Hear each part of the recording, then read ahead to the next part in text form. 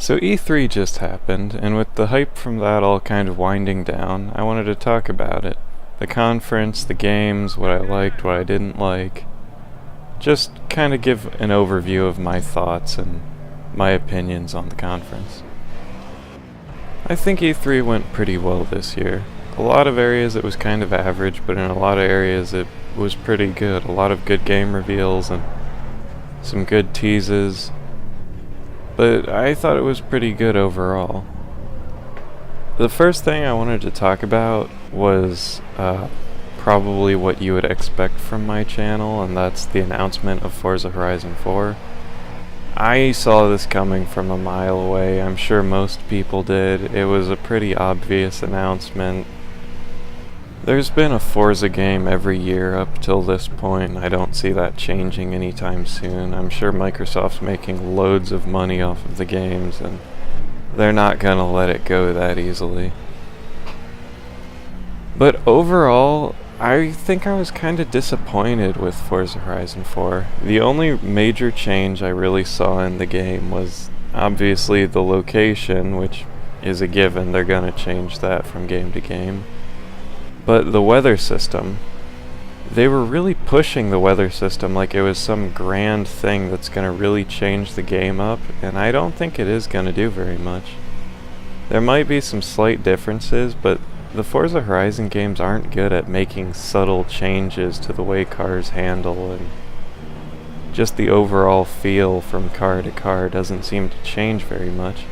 And the more cars they add from game to game, the more numb the cars feel. So I don't think the weather is gonna change the way the cars perform all that much. Aside from winter, where the snow will probably make the biggest difference, and lakes and whatnot freezing over and being able to drive on that.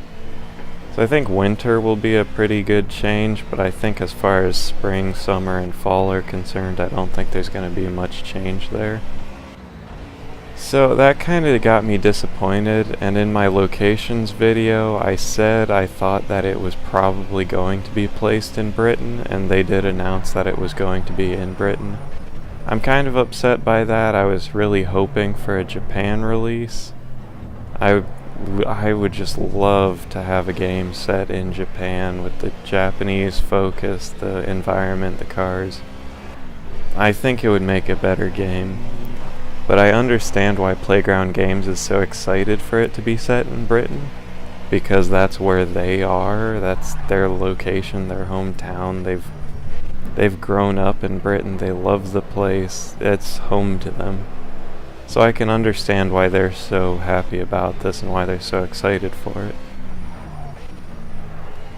Something else about Forza Horizon 4 that I haven't seen talked about very much, I haven't looked into it very much to see if anyone else has talked about it, but while I was just kind of looking around on the pre-order page in the Windows Store, I noticed when I was looking under the VIP perks or bonuses for the VIP pass or whatever it's called, they mentioned the player getting a free player home.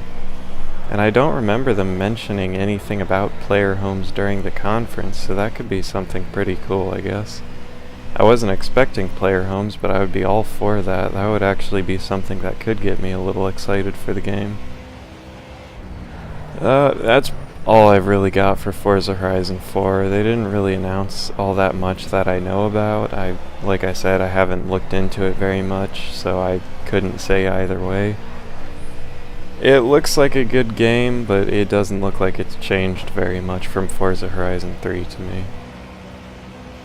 The next game I was wanting to talk about is a game that I'm pretty excited for. I've been excited for it since last year, I think, is when they first announced it.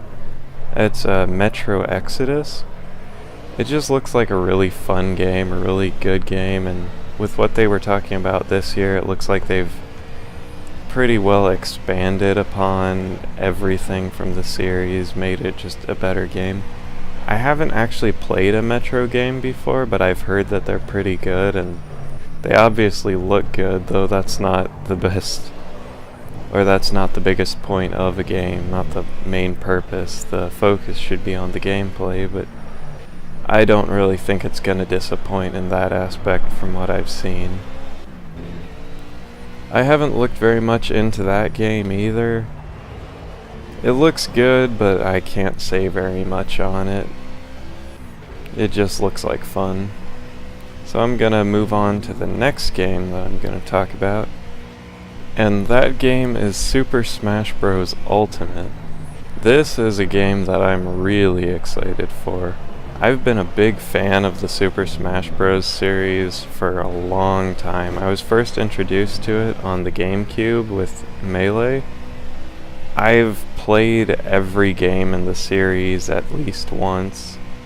I've owned every game in the series except for the original one. That was the only game that I didn't own. I have played it, but I'm just a big fan of the series.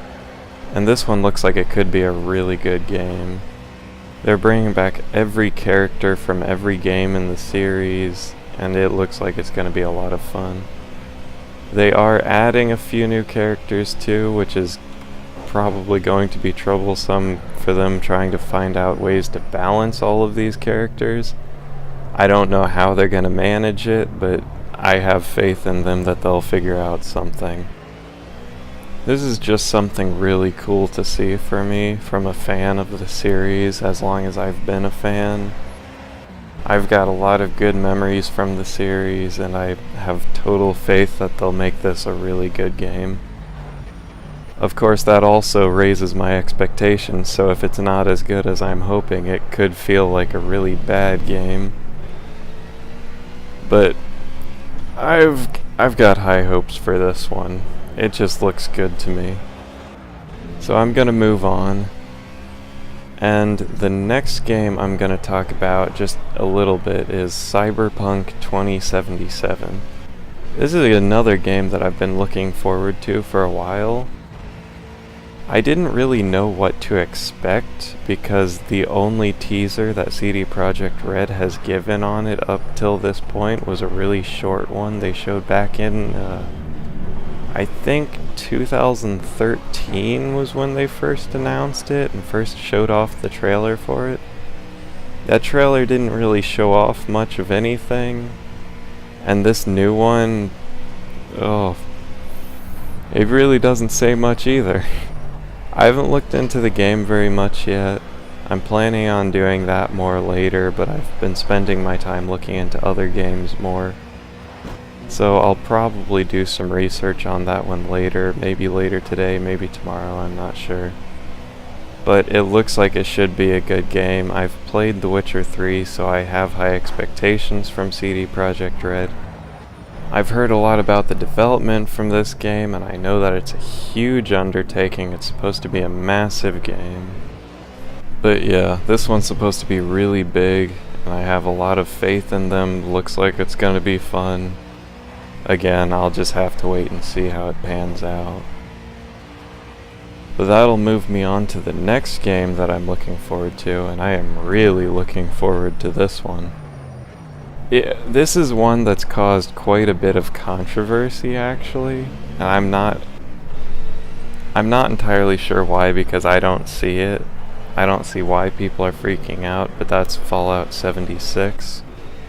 I'm a huge Bethesda fan. I've been a big fan since Skyrim. That's the game that got me hooked on their games, and I've been playing them ever since.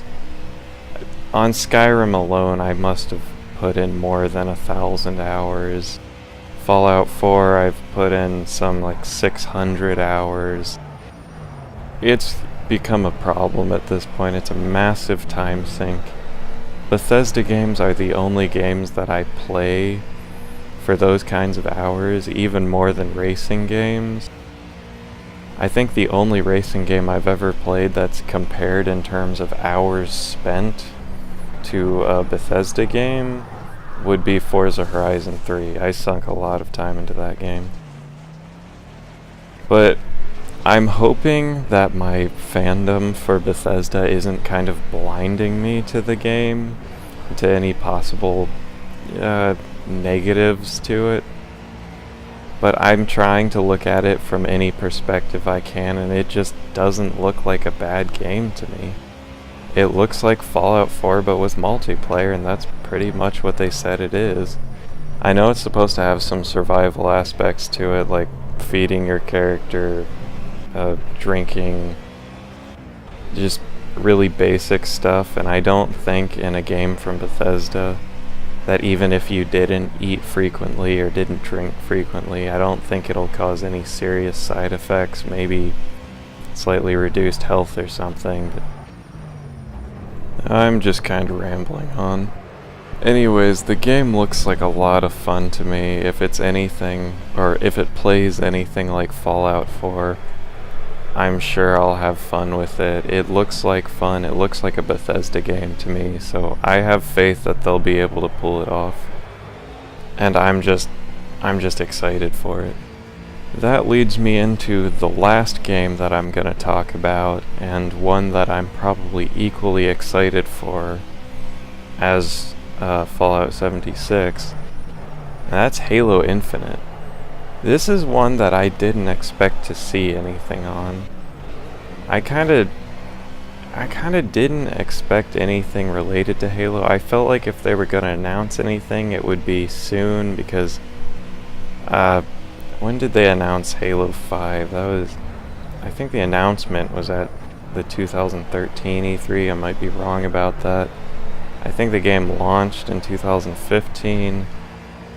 And I felt like 3 years was getting towards the point where they would announce another game. Though I really didn't expect them to make a new engine for the game. That was kind of a surprise.